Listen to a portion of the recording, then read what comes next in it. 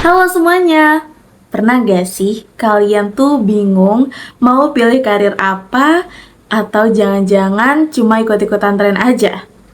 Nah, fondasi pertama yang harus kita punya adalah kemampuan. Ini adalah penentu utama keberhasilan karir karena menyangkut keselarasan antara apa yang kita bisa dengan apa yang dunia kerja butuhkan. Kemampuan itu dibagi dua, hard skill, misalnya bisa coding, desain grafis, atau akuntansi. Lalu ada soft skill, misalnya komunikasi yang baik, kerja sama tim, atau mampu untuk menyelesaikan problem solving. Nah, banyak banget nih remaja tuh yang bingung karena nggak tahu hubungan antara kemampuan diri dengan spesifikasi kerja. Solusinya, kita tuh harus jujur memetakan kekuatan dan kekurangan diri. Contoh, bayangin deh kamu tuh suka banget nulis dan orangnya empati tinggi. Nah, daripada maksa masuk jurusan teknik, cuma karena lagi tren, kamu tuh bisa petakan kekuatanmu untuk berkarir sebagai copywriter atau content writer. Proses ini tuh bakal jauh lebih oke kalau dibantu oleh seorang konselor.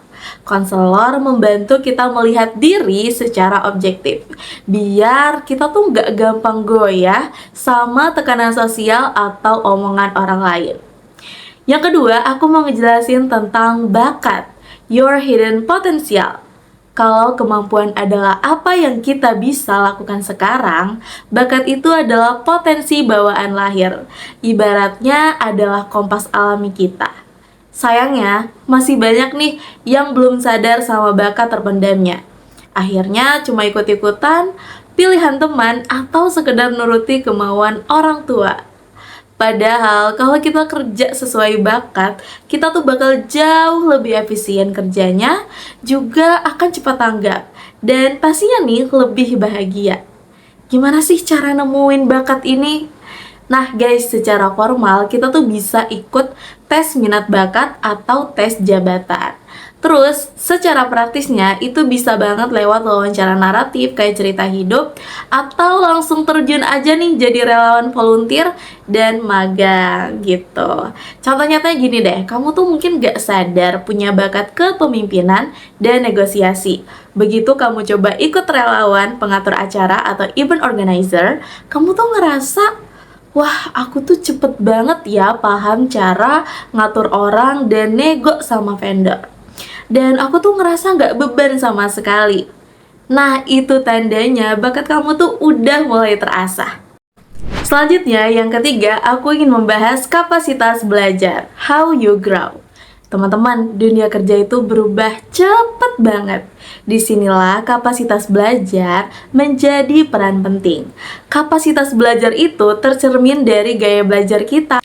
Orang yang tahu cara belajarnya sendiri bakal lebih mandiri, punya visi masa depan yang jelas, dan gak gampang stres waktu menghadapi tantangan baru. Salah satu metode terbaik untuk mengeksplorasi dunia kerja adalah experiential learning atau belajar berbasis pengalaman. Jangan cuma baca teori, tapi langsung praktik atau ngobrol dengan ahlinya. Gini deh contoh nyatanya ya teman-teman. Ketika kamu tuh pengen tahu rasanya kerja di bidang digital marketing.